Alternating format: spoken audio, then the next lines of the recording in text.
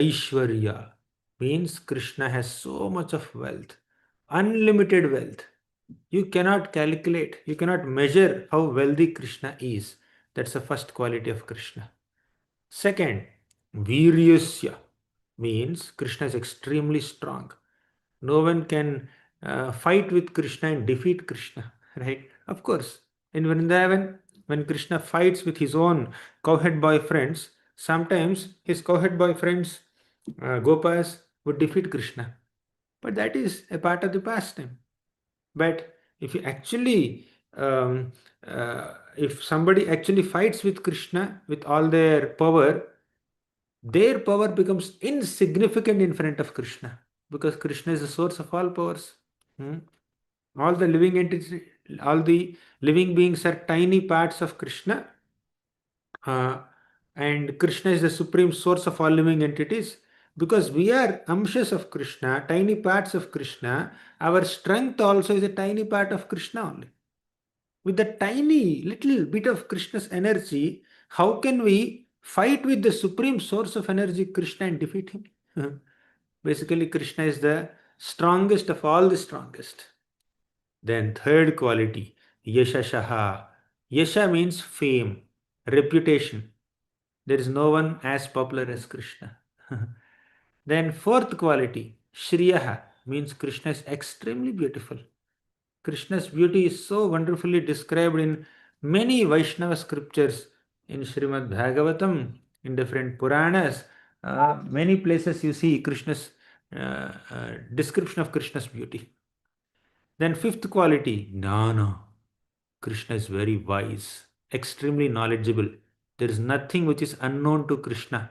Krishna knows everything about everyone in the entire universe, in all the universes, right? So that is the fifth quality of Krishna. Then sixth is Vairagya. Vairagya means renunciation or detachment.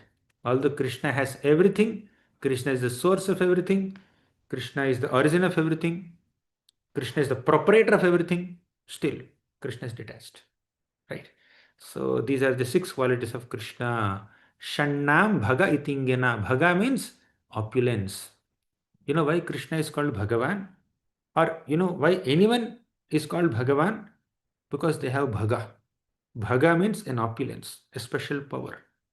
Bhagavan means one who possesses that opulence. So many people are called a Bhagavan. So many powerful personalities can be called Bhagavan. Sometimes Narada is called Bhagavan. Sometimes Indra is called Bhagavan because they also have some opulence. But amongst all the people who have some opulence, amongst all the Bhagavans, Krishna is little special. You know why?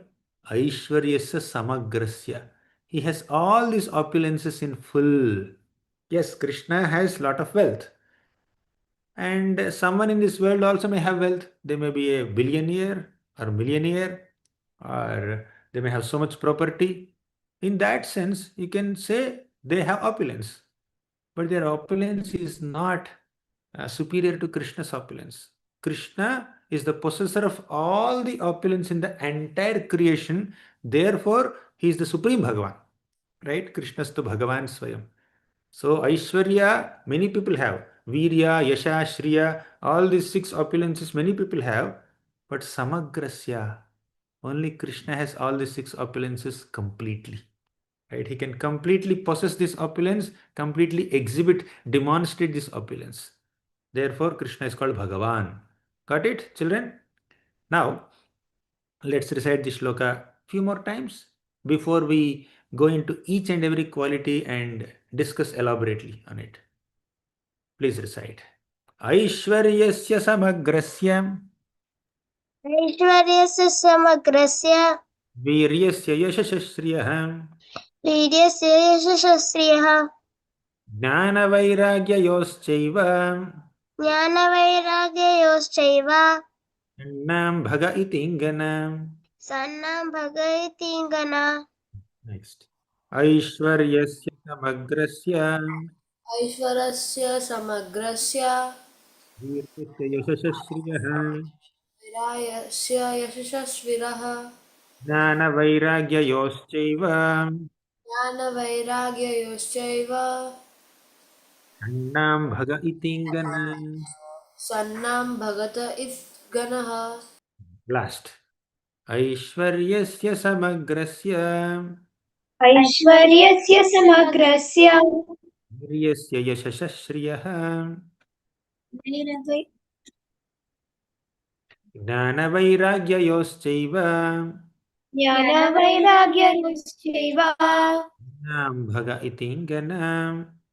सन्नाम भगवतीङ्गन. Now let's begin a deeper discussion on each of these opulences. First one, whatever we have seen so far is only prelude. This is a shloka from Vishnu Purana. Srila Prabhupada quotes this shloka in many of his purports, in his books, when he's translating Bhagavad Gita and Srimad Bhagavatam. Multiple times he quoted this shloka.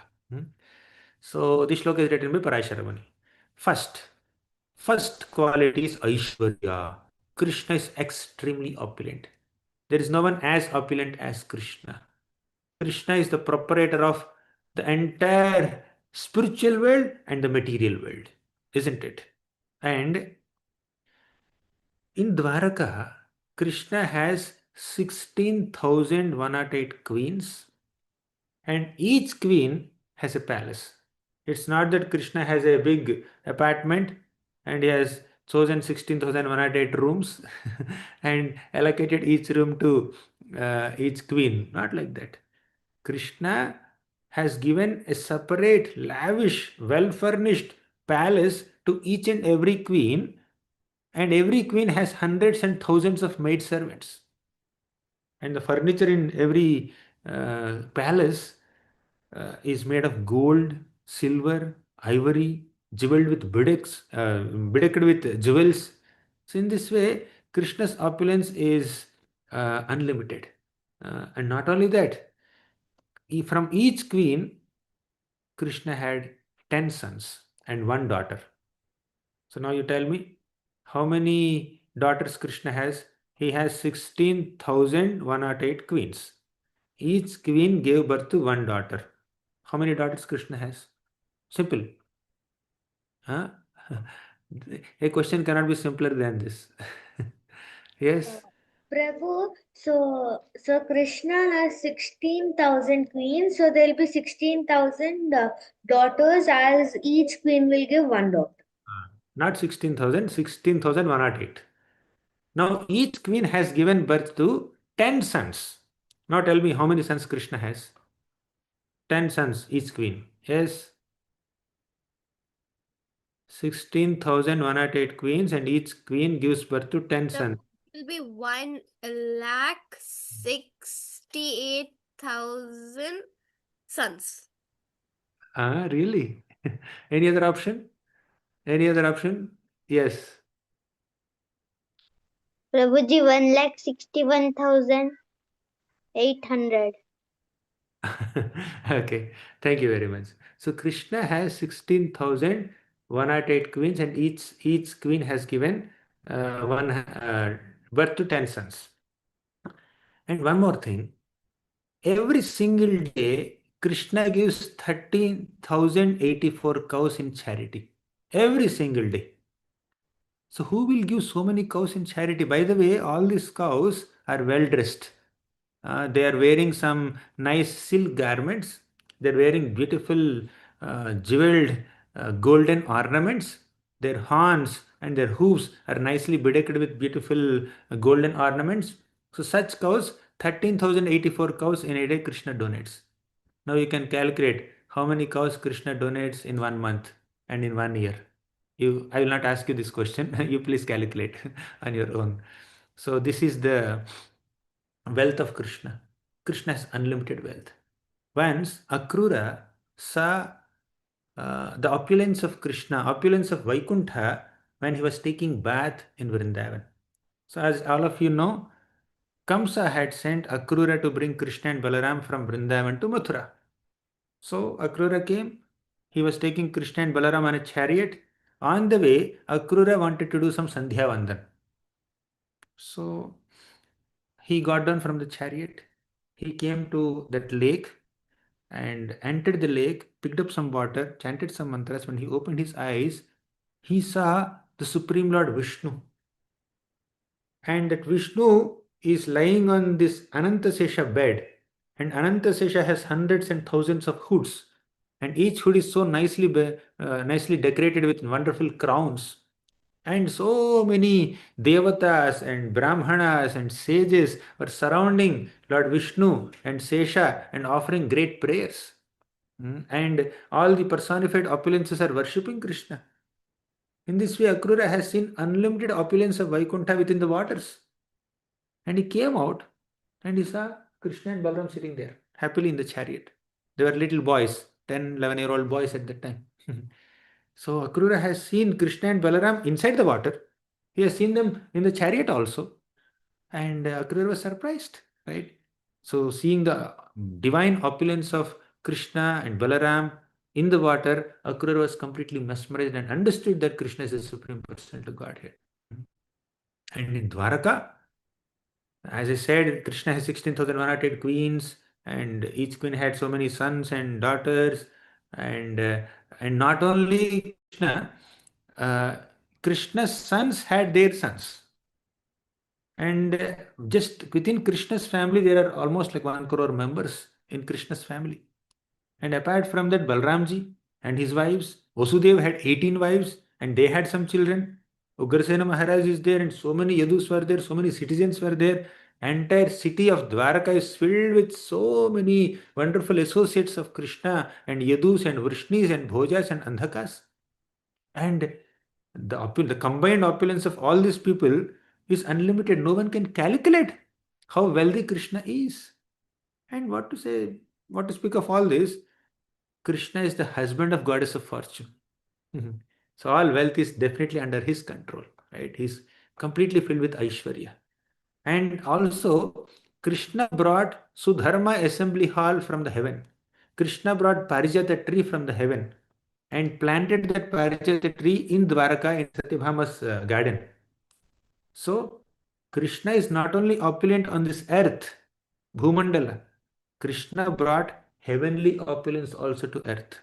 That's how opulent Krishna is. Right? So even the great residents of heaven also look at Krishna and think that, oh, Krishna is so opulent, Krishna is so powerful. Our heavenly opulence is nothing in comparison to the opulence of Dwarka. Now you may think that Krishna is in Dwarka and Dwarka is a big city, therefore Dwarka is opulent. But when Krishna was living in Vrindavan, he was not opulent. Huh?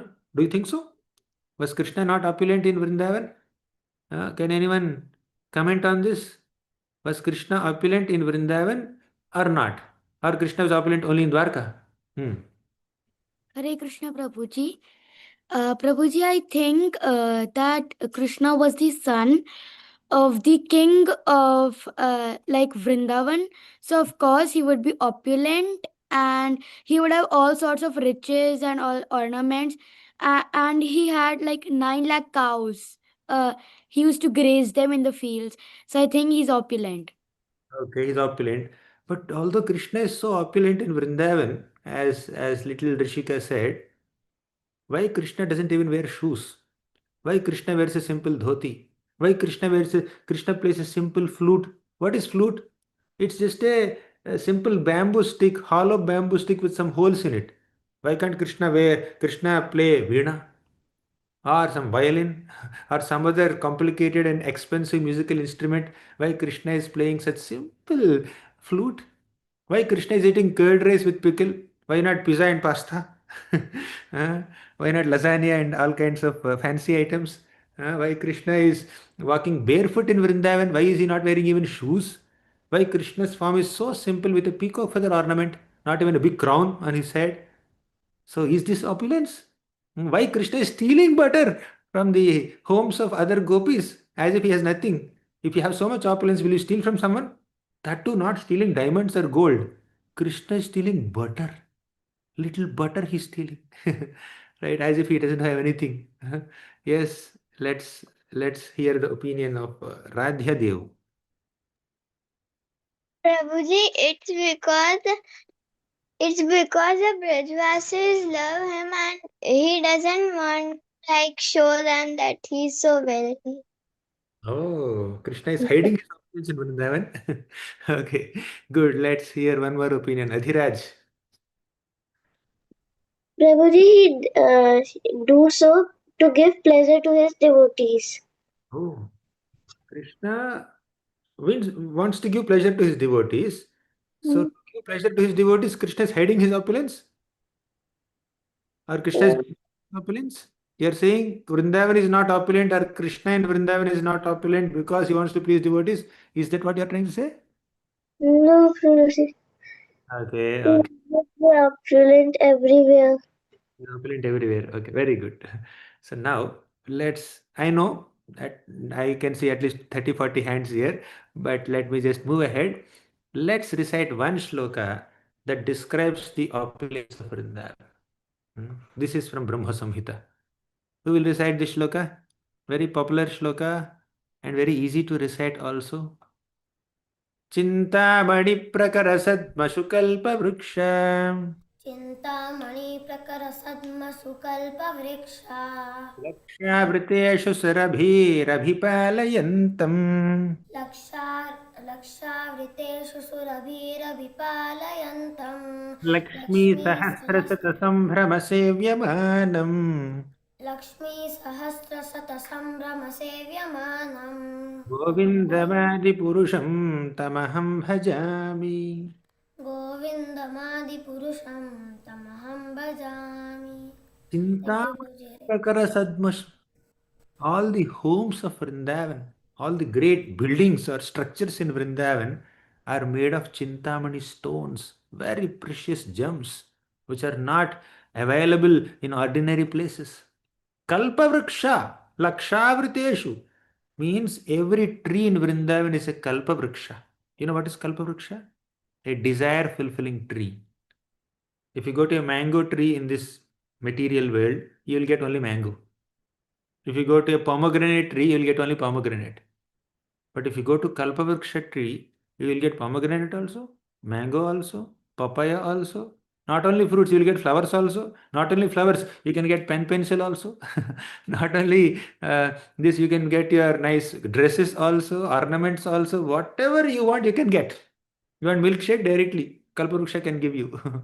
So every tree in Vrindavan Dham is Kalpavriksha. Is a desire fulfilling tree. You go and desire anything, the tree will fulfill that desire. That's how opulent Krishna's Vrindavan is. Lakshavriteshu surabhirabhipalayantam. There are hundreds and thousands and millions of cows in Vrindavan. All of them are like Kamadhenu cows.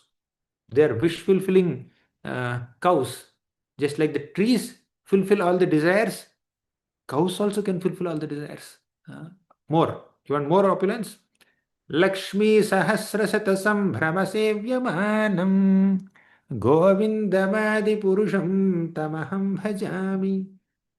Hundreds and thousands of Lakshmis, goddesses of fortune, in great reverence, they serve Krishna in Vrindavan, in Vaikuntha.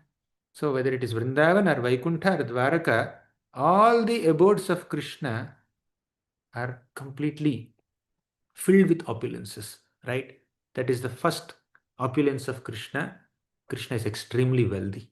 No one can be as wealthy as Krishna. Now let's go to the second opulence. Second is Virya, strength. How strong Krishna is. My God. As you know, in Vrindavan, Krishna has killed so many demons. Putana, Aghasur, Sakatasur, Vatsasur, Vyomasur, Trinavarta, Keshi, Arishtasur.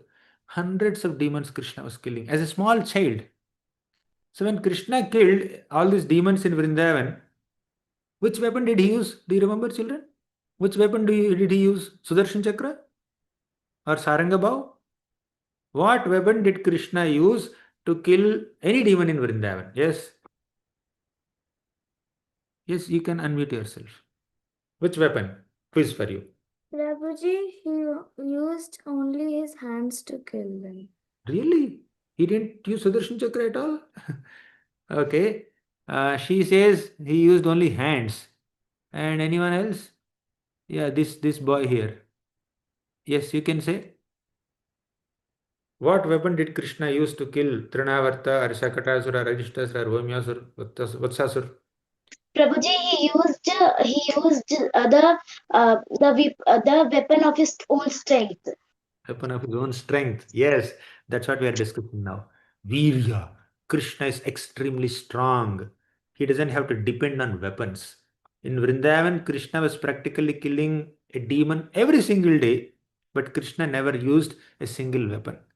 And even when Krishna went outside Vrindavan in Mathura, in Dwaraka, he started using weapons. Still, Krishna doesn't need the weapons to kill anyone, but still he engages the weapons in some service, right?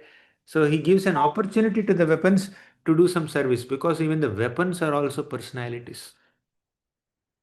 All the weapons of the Lord are also personalities. He offered prayers to Sudarshan Chakra, Kaumadaki Gada. So they are also personalities, and they're like they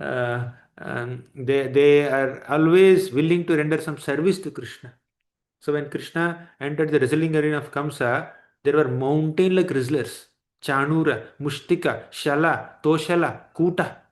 These are the names of the wrestlers of Kamsa. They tried to fight with Krishna, and Krishna and Balaram together just defeated these mountain-like wrestlers effortlessly within no time, although they were hardly 10-year-old boys. And Kovalaya Pida was a huge elephant. You know how strong Kovalaya Pida is? One Kovalaya Pida, one elephant, has the strength equal to 10,000 elephants. 10,000 or 1,000, I don't remember the number, but it's a big number for us. It doesn't make any difference, 1,000 or 10,000. Kovalaya Pida is extremely strong. Now, tell me, children, Krishna killed Kovalaya Pida. All of us know, effortlessly Krishna killed. And he pulled out the tusks of Kavalyapida. And Krishna and Balaram who held those tusks like gadas on their shoulders, and they entered the wrestling arena of Kamsa. Now Kamsa, after killing the wrestlers of Kamsa, Krishna killed Kamsa also. You know how powerful Kamsa is. Once, Kamsa made a camp and he was doing something there. Then Kovalaya Peda came to Kamsa's camp and started creating so much disturbance there. Originally, this elephant Kovalaya Peda was Jarasandha's elephant. So this Kovalaya Peda elephant left Jarasandha's camp, came to Kamsa's camp and started disturbing Kamsa. Then Kamsa was bothered. He picked up Kovalaya Peda and threw him 80 miles away. 80 miles. Right? And Kovalapida has the strength of 1,000 elephants, but Kamsa effortlessly picked up Kovalapida and threw him 80 miles away. And uh, Jarasandha understood that, oh, who is this great warrior who could effortlessly throw my favorite elephant Kovalapida away like this as if it's nothing? Then Jarasandha started searching for that warrior, and he came to Kamsa's camp and asked him, who are you? Kamsa. Did you throw my elephant? Of course I did. Why? Because it's creating disturbance. Oh, really? I have never seen a warrior who has the ability to even stand in front of Kavalyapeda, but you defeated Kavalyapeda. You threw him away. You are very strong.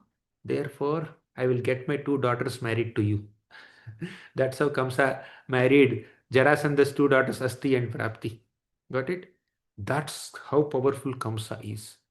If you are getting surprised by knowing the strength of Kavalyapida, may you be more surprised by knowing the strength of Kamsa. But that Kamsa was killed by 10-year-old Krishna effortlessly. Now you understand how strong Krishna is. And Arishtasur was a bull, so huge bull. The hump on Arishtasur's back was touching the clouds. That's how Arishtasur was so big. But Krishna killed Arishtasur so effortlessly. You know how effortlessly Arishtasur was killed by Krishna. Did you ever wash clothes, children? Do you have the habit of washing clothes anytime? Or washing machine will wash? Okay, fine. You don't have to wash if you don't have the habit. But while washing clothes, traditionally, you know what people do? They take the cloth and they thrash the cloth like this, And sometimes traditionally there were some washermen. They take all the clothes to the bank of some river or lake and they start washing clothes there. They take the clothes and then they do like this, right? They're trashing the clothes on a rock just so the dirt will go away. Krishna did that with Arishtasur. Krishna killed Arishtasur by thrashing him as if it was a wet cloth. He was a wet cloth. That's how strong Krishna is. At that time, Krishna was very small, hardly 80 years old, 8-year-old boy. Hmm. And not just that, Krishna lifted Govardhan mountain so effortlessly. At the age of 7, Krishna lifted a huge mountain and held that mountain on his little finger of the left hand for 7 days and 7 nights. Can you just understand how powerful Krishna is? How strong Krishna is? That is Virya. Second opulence of Krishna. Do you remember what is the first opulence? Or did you forget the first opulence after we discussed the second opulence? Yes, what's the first one? Where the first one was Aishwarya, wealth. Second? Second is Virya, strength. Very good. Let's discuss something about the third opulence of Krishna. Yasha means fame.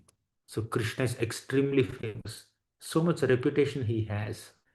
Now, by the way, how many years passed since Krishna appeared on this planet and performed pastimes? How many years? Who will say? Yes, Bruhati. Prabhuji, 5,000 years back. 5,000 years back, Krishna appeared. Many times in this world, we forget people who appeared 5 years back or who passed away 5 years back or 10 years back or 50 years back or 100 years back. Sometimes we can't remember all the prominent names, even prominent names in the history also. Right? We easily forget. There are so many kings who rule this planet. There are so many people who have done so many good things or bad things on this planet. How many of them are remembered after 1 or 2 generations? Not many. Very few, rare souls are remembered. But Krishna concluded his pastimes 5,000 years back. He went back to the spiritual world 5,000 years back. Till now, Krishna is very famous. All the kids are very excited to hear Krishna's pastimes. Right? So, Krishna is extremely famous. When Krishna was on this planet, he was famous. When Krishna departed from this planet, also is famous. And generally, people become famous for their good activities, very adventurous activities. When they exhibit virtues and values, principles and morals, they become very famous. Or they perform great adventures, they protect innocent people, they kill demons, they become famous, isn't it? So generally, fame comes when you perform great activities. But Krishna becomes very famous even for stealing butter also. Krishna becomes very famous even for running away from the battlefield also. Generally, when you steal, you become infamous, not famous. But Krishna became famous as Makhanchor, right? Makhanchor is the name of Krishna. And as soon as you hear the word Makhanchor, there are smiles on the face and people become very, very happy and excited. So even Krishna stealing is also so popular. Krishna becomes positively famous by stealing something, not negatively famous. Nobody blames Krishna. Nobody misunderstands Krishna just because he stole some butter or milk in neighboring homes as a small child. And Krishna also becomes famous for being Ranachor. Ranachor means one who runs away from battlefield. Generally, a great warrior, a kshatriya, a soldier on the battlefield should never show his back to the opponent, to the enemy. They should stand on the battlefield with courage and fight with the opponent, the enemy. But sometimes Krishna turns his back towards the enemy and he runs away as if he is fearful. He can easily and effortlessly kill demons or opponents or any bad kings. But sometimes Krishna runs away from the battlefield also. But still Krishna becomes famous and we worship Krishna by calling him as Ranachor. Not only Makanchor, he is Ranachor also. Fine, children, I have a simple question for you. Makanchor, Krishna stole butter and he became famous. Fine, he's a small child when he stole butter. not a grown-up young man. A small child, 2, 3-year-old boy, 4-year-old boy, he would just steal some butter, and that is only butter, and it's not a very big offense. And definitely, when a child does something naughty, also people appreciate him. And when the naughty behavior crosses certain limits, they become even famous as naughty kids also. That way, Krishna is famous. Fine. But Krishna is also famous as Ranachor. When a warrior doesn't fight in the battlefield and runs away, how can he be famous? How can it be called fame? Any thoughts on it? Why did Krishna become famous positively by running away from battlefield? Can anyone answer this question? Yes, Adhiraj. Hare Krishna Prabhuji. Hmm. Prabhuji, because every pastime of Lord is transcendental. So even his running away from battlefield is also transcendental. Okay, I understood. But can you explain little more? What makes Krishna's running away from battlefield so special that he becomes so famous for it? Yogita. Because he's God and yeah. Oh, God means he should become famous for everything, whatever he does. In this mortal world. Okay. One more explanation. Prabhuji, because Krishna is supremely transcendental and And also Krishna ran away from the battlefield after defeating Jarasandha 16 times. After defeating Jarasandha 17 times, he ran away from the battlefield. But why did he run away? Why did he become so famous? I understood that although he's running away from the battlefield, that does not mean he has no strength. Just some time back we have seen how strong Krishna is. So his running away from the battlefield is not an indication of his lack of strength, but something else. That's why he became famous, right? So let us hear one more explanation. Yes. Prabhu, the reason for him being famous for being called Ranithur, it's because he was not only just running away after defeating Jarasan, but it was also because he was running away and that was causing more demons to come. So he was able to annihilate more of the demons. Oh, okay, fine. Fine. Thank you for all your wonderful explanations, children. Let me explain now. Uh, Krishna ran away from Mathura when two demoniac people were trying to attack Mathura. Who were they? Number one, Kalayavana, who came to Mathura with 3 crore soldiers. 30 million soldiers came along with Kalayavana to attack Mathura and kill Krishna. Right? But simultaneously, parallelly, one more demoniac person, Jarasandha, is coming with 23 Akshohinis of armies. So two demoniac people are coming with huge armies to kill Krishna, and Krishna thought, "What am I supposed to do now?" Uh, so who reached first between these two? Kalayavana reached first. So Krishna came out of Mathura city and he ran away from Kalayavana, and Kalayavana started chasing Krishna. He started chasing Krishna, and Krishna ran away. And Kalayavana was insulting Krishna while running behind him, while chasing him. He was saying, "You are a coward, you have no courage, no warrior has run away from battlefield like this, like you did. What is this?" So he is speaking all kinds of foul words, but Krishna just ran and ran and ran and entered a cave. Inside the cave, one man was sleeping. Krishna went and hid in the cave. After some time, Kalayavana reached that cave. He understood Krishna entered this cave. From a distance, he saw. Then he ran fast and then entered the cave and he saw somebody sleeping there happily. Then Kalayavana thought Krishna ran so far, maybe he's tired, therefore he's sleeping now. But how can he sleep? What kind of warrior is he? I have heard so many big things about him. Narada Muni advertised so much that Krishna is the best warrior. He killed Kamsa, he killed Chanura, Mushtika, Shala, Toshala, Kuta, and all kinds of warriors. As a small child, also he killed so many demons. So he's the right person who can fight with you. So Narada Muni spoke like this, but Krishna is coming and sleeping in this cave. So Kalayavana went and kicked that sleeping man. And that sleeping man was not Krishna. He was Muchukunda. So as soon as this Muchukunda, sleeping man, just got up and glanced on Kalayavana, by the glance of Muchukunda, Kalayavana was burned to ashes. And Krishna is standing in a corner in the cave and watching. So when Krishna ran away from the battlefield without fighting with Kalayavana, there is a reason for it. The reason is Krishna did not want to personally kill Kalayavana. He wanted Muchukunda to kill Kalayavana. Why? Two reasons.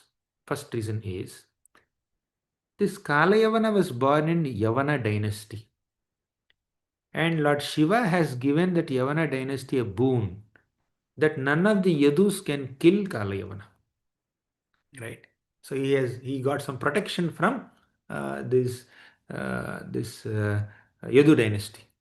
So Krishna was born in Yadu dynasty just to honor the boon given by Lord Shiva. Krishna chose not to kill Kalayavana, although he has the power to kill Kalayavana. That's one reason. Second reason is Muchukunda, this Maharaj Muchukunda is a great devotee, but somehow he was sleeping there. He has a big backstory. Once Muchukunda went and assisted the Devatas in fighting with the demons. All the Devatas were so happy. Thank you, Muchukunda. You are such a powerful king. You fought with all the demons and killed them and protected us and saved us and served us. We are very pleased with you. Tell me what benediction you want. Then Muchukunda said, I have been fighting for a long time. I'm very tired now. Let me go and sleep. Let me hit the bed. I want to sleep for a long time. Children, did you ever desire to sleep for a long time? Weekend? Don't wake me up at 4:30 a.m. in the morning. Uh, you don't chant so loudly. You'll tell your mother and father like this. I'll get up at 7 o'clock, 8 o'clock. Yes, Nandakishore, when do you get up? On Sunday? Prabhu, I wake up normal time because Sunday I have Krishna club. I have to wake up early. Oh, Because I don't go to school. I you don't. don't go to school, I but go to school. he goes to Krishna club. Very good. Anyone else? You are comfortable in announcing your wake up time on Sundays? Prabhu, I have to wake up at 4:30 in the morning because I have to go to Mangalarti. Amazing. On Sunday, she goes to Mangalarti. Wonderful. All of you are amazing kids. My humble respects to all of you and my obeisances to all your parents who are training you in Krishna consciousness in this way. Anyways, sometimes people want to sleep for a long time on a holiday, especially when they're tired, right? Not out of laziness. Sometimes people are genuinely tired, therefore they may not be able to get up. So this Muchukunda chose to sleep for a long time because he was very exhausted, very exhausted. So Muchukunda, Pro, please keep there. I'll take later. So Muchukunda uh, wanted a benediction from the Devatas. Can you please allow me to sleep? Then the Devata said, yes, you can sleep as long as you want. Go into the cave and sleep. If anyone disturbs your sleep, they will die. Just by eh, just by receiving your glances, they will just die. Don't worry, nobody will disturb. So he was sleeping for a long time. Krishna wanted to wake up that sleeping Muchkunda. Therefore, Krishna uh, Krishna acted in this way. Okay, got it, children? So Krishna ran away from the battlefield. He did not fight with Kalayavana. One, to honor the boon that Kalayavana had from Shiva. Second, to wake up Muchukunda. Whoever wakes him up, he will die, right? Let Kalayavana come and wake him up and let him die. I don't have to fight. If there is an opportunity for you to defeat somebody without fighting, you will choose that option, right? Why should I fight with him unnecessarily? I can defeat him without fighting only. Let him kill him. That's how Krishna is very smart, very clever. So that's why Krishna became popular as Ranachor. And there's a beautiful uh, shloka, Chorashtakam. Can someone sing this? You need to sing in good melody. Who is a good singer here? I am not a good singer, but some of you may be good singers. Mm, I'm just searching for some well known. Okay, you can try. व्रजे प्रसिद्धं नवनीतचोरम्. व्रजे प्रसिद्धं नवनीतचारम् You can recite. I think you know this song. You recite in your melody. Gopanganam cha. Prabhuji, I actually don't know this. Okay, okay, no problem. So you try. Vraje prasiddham navanitachoram. Vraje व्रजे प्रसिद्धं नवनीतचोरम् Upangananam chadulachoram. Prabhuji, we actually know the shloka, so we'll sing it on our own. Yes, please. Yes, please. Go ahead. We'll sing. व्रजे प्रसिद्धं नवनीतचोरं गोपाङ्गनानां च दुकूल्यचोरम् अनेकजन्मार्जितपापचोरं चौराग्रगण्यं पुरुषं Namami. Hare Krishna, Prabhuji. Very nice. Vraje prasiddham navanita choram. Krishna is extremely popular. Prasiddha means one who is very famous and popular. As what? Navanita choram, one who steals Navanita. What is Navanita, children? Navanita means butter, right? Navanita choram. And uh, he, he not only steals butter, aneka janmarjita papa choram. Aneka janma means unlimited lifetimes. Arjita means what you have acquired. Papa means sinful reactions. Krishna will steal your sinful reactions also. Are you okay if Krishna steals your sins? Sometimes people are not comfortable. Krishna should not come and steal my butter. I want to eat it. But Krishna comes and steals your sinful reactions. Are you okay? Of course, take away all my sins. Krishna promises in the Bhagavad Gita also. Sarvadharman parityajya mamekam sharanam vraja aham tvam sarva papebhyo mokshayishyami mashuchaha. I will relieve you from all sins. Krishna says in the Bhagavad Gita at the end. So Krishna not only uh, steals butter, he also steals our sinful reactions. Chauragraganyam Purusham Namami. Krishna is Chaura Agraganyam. He is the best of all thieves. That's how Krishna is famous. And of course, Krishna is famous for many things, not just stealing. Krishna is famous for so many things. And when we chant Krishna's glories, Krishna's fame, we become very purified. So let's recite this shloka. This is from Gopi Gita. Tava kathamrutam tapta jivanam. तव कथामृतं तप्तजीवनं कविभिरीडितं कल्मषापहं श्रवणमङ्गलं श्रीमदाततं भुवि गृह्णन्ति ये भूरिदा जना. Krishna's pastimes are very famous. Krishna is extremely glorious. His names, his forms, his pastimes, everything about Krishna is glorious. And one who glorifies Krishna, one who spreads Krishna's fame everywhere, one who sings about Krishna's kirti, Krishna's glories, Krishna's fame and reputation everywhere, he becomes very dear to Krishna, he becomes very purified, and such a person is called most compassionate person. Right? So Krishna is extremely famous, and by singing Krishna's fame, we will become purified. Got it, children? Now, fourth quality is gnana, knowledge. Do you remember what are the first three qualities? Tell me. Who remembers the first three qualities? Lalita, tell me. Where are you?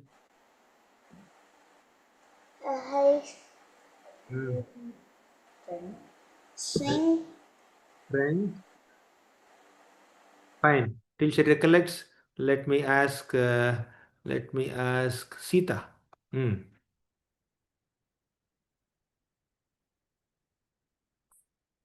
Everything is frozen. Yes, Sita, are you there? Hmm. What are the three opulences of Krishna that we discussed so far? Prabhuji, first is Aishwarya, which is wealth. Second is Vira, which is strength, and the third is yeah, Yes. third is fame, Yasha, and fourth is Jnana, knowledge. Okay. Gnana. So Krishna is expert in everything. He's expert in so many languages. Krishna speaks the language of birds also. Krishna Hmm? speaks language of animals also. He can communicate with animals, cows, donkeys, and monkeys. So Krishna can communicate with anyone in any language. He has learned 64 arts in 64 days. When he went to the Gurukula of Sandipani Muni, Sandipani Muni taught Krishna 64 arts in 64 days. Right? So Krishna is extremely knowledgeable, but still he wants to teach all of us that you need to acquire knowledge from a guru. Just the way I am also going to a guru Sandipani Muni and learning knowledge from him, all of you also should approach a guru and acquire spiritual knowledge or any knowledge for that matter. And Krishna himself is a guru. Krishnam Vande Jagat Guru, many people say, right? So Krishna taught Bhagavad Gita, the supreme knowledge, supreme science of Bhakti Yoga to Arjuna. And till now, although Krishna taught 5000 years back, till now people are studying Bhagavad Gita, trying to understand Bhagavad Gita, sincerely attempting to apply the teachings of Bhagavad Gita. That's how knowledgeable Krishna is. Krishna says, Vedaham samatitani vartamanani charjuna bhavishyani cha bhutani mam tu vedana kaschana. Vedaham samatitani means I know everything. Sometimes we may do some mistakes. Anyone does some mistakes here? Huh? I did some mistakes many times. We do mistakes, right? Sometimes when we do mistakes and if nobody is watching us, we feel very happy. I no one has seen me. I'm safe now. Do you feel like that? Uh-huh. But if somebody is watching our mistake, we feel little conscious. Arey, they came to know about me. What will they do? They may chastise me. They may scold me. Or they may tell 10 other people. So there's some insecurity when others watch. But when nobody is watching, an average person wants to commit mistake. But please understand, children, Krishna knows everything that we have done. He's watching everything. Every single activity we have done, every single thought that has passed our minds, Krishna notes it since time immemorial and for the rest of eternity. That's why Krishna says, Vedaham samatitani, I know everything. Vartamanani charjuna. Vartamana means whatever is happening now, Krishna knows. Bhavishyani cha means whatever will happen in future, also Krishna knows. Bhutani, whatever has happened in the past, also Krishna knows. So Krishna knows everything means Krishna knows everything that has happened in the past. He knows everything that's happening now. He knows everything that's going to happen in future also. Krishna showed the results of Kurukshetra war to Arjuna before even the battle began. You know that? In the Vishwarupa Sandarshana Yoga. So Krishna knows everything. But Mam tu Vedana Kaschana, we don't know Krishna. Krishna has knowledge of everything. So uh, Krishna is the supreme personality of Godhead, one who has supreme knowledge. Now, fifth quality, we are going fast. We have less time now. Fifth quality of Krishna is Shri, beauty. He is extremely beautiful. Here is a long shloka. Who would like to recite this long shloka?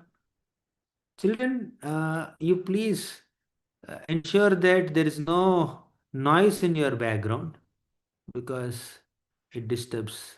Please recite. Varhapidam natavarapuh karnayor karnikaram. Varhapidam natavaravu karnayo karnikaram. भरद्वासः कनककपिशं वैजयन्तीं च मालाम् Pradvasakανακακαπisham vaijayantim chamalam. रन्ध्रान् वेणोरधरसुधया पूरयन् गोपवृन्दैर् Randran venur adhara sudhaya purayan gopavrinday. दारण्यं स्वपदरमणं प्राविशद्गीतकीर्तिः Vrindaranyam swapadaramanam pravishad gita kirti. Barha Pidam means Krishna wears a beautiful peacock feather on his head. Do you like peacock feathers? They look so beautiful, right? So Krishna wears a beautiful peacock feather. He's already beautiful. To enhance his beauty, nothing can enhance his beauty, but still, uh, actually, when Krishna wears peacock feather, it's not just enhancing Krishna's physical beauty, that is revealing his inner beauty, the beauty of his heart to all of us. Because a peacock gifted a feather to Krishna. And to honor that gift given by this small creature, Krishna kept that peacock feather on his head. Do you know? That's how Krishna is extremely grateful even for the smallest offering, right? Barahapidam Natavarvapuhu. Krishna looks like a drama artist. Have you ever seen any person wearing a yellow dhoti, blue color body, reddish lips, and curly locks of hair, and some bun on his head with some pearls strung around that bun, and a peacock feather on his head, walking on the road? Have you ever seen a person like that? Right?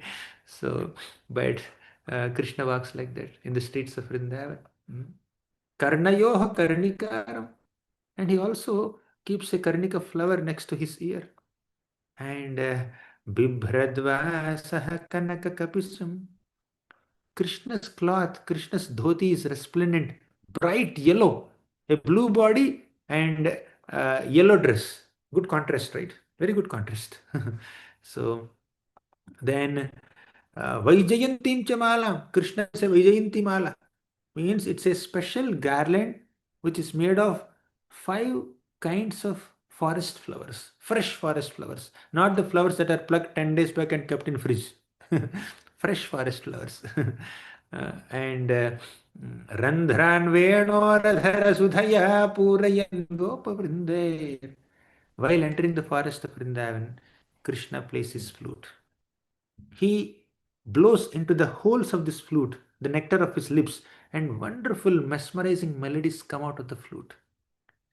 And Krishna is so expert in playing flute that he blends his flute song with all the natural sounds of Vrindavan. What are the natural sounds of Vrindavan? Do you know? Waterfalls and chirping of parrots, chirping of peacocks, and some cool breezes. These are all natural sounds of Vrindavan, and Krishna blends his flute song so expertly, so effortlessly into these natural sounds and creates a mesmerizing experience even to the masters of musical science in the upper planets. That's the power of Krishna, Krishna's flute song. And Vrindaranyam Swapadaramanam Pravishad Kirta Kirti. In this way, Krishna is entering the forest of Vrindavan along with all the Gopas as they're singing his glories while playing his flute. Do you know how to play flute here, children? Anyone practicing to play flute? Oh, Janardhan knows. Okay, very good. Which grade are you in, Janardhan? Prabhuji, when we play the flute, we have to blow softly inside the holes of the flute, like we are just sighing. And then the other holes we have to just close and open them. Close and open them. Very good, very good. Next time you can teach all of us how to play flute. Thank you. You are following in the footsteps of Krishna. Okay, one more slogan on Krishna's beauty. Nityam. Can someone recite this? Who will recite? Smriti, can you recite? Nityam nirikshamananam. Um, Nityam nirikshamaanaam Dvarakam. yadapi Navit dvarakausham Navitripyanti hidrishah. na vitpriti drishaha Yo dhamangamachutam. shriyo dhamangam Yam nirikshamanana means although the Dwarkavasis are accustomed to see Krishna's beautiful form every single day, they don't get bored. They don't get tired. They don't get exhausted. No boredom, no exhaustion, and no satiation. Keep on seeing the beautiful form of Krishna. Do you get bored sometimes seeing Krishna's form? No, right? If you can't get bored, how can the Dwarkavasis or Vrindavanvasis who are extremely pure devotees, how can they get bored? Children, Krishna is so beautiful that when the gopis of Vrindavan come in front of Krishna, they blame Brahma. They criticize Brahma. Are you getting surprised? What is the connection between Krishna's beauty and gopis blaming Brahma? They feel that okay, would you like to answer? It's a very popular thing. I saw someone raising hand. Why the gopis are blaming Brahma when they see Krishna? That's the question. Yes, Mohini Radha. Yes, Prabhuji, because they say that Brahma, as the creator of the whole uniform, he created this system that we have to blink in every 2 seconds. So they can't constantly see Krishna, and that much time keeps, getting wasted. Thank you. Very good. So the gopis of Vrindavan are taking darshan of Krishna within one eye blink, which is hardly a fraction of second. They are experiencing thousands of years of separation from Krishna. They miss Krishna, right? Missing Krishna even within one eye blink. They are so attached to seeing Krishna. That's how beautiful Krishna is. And the gopis are extremely beautiful, by the way, right?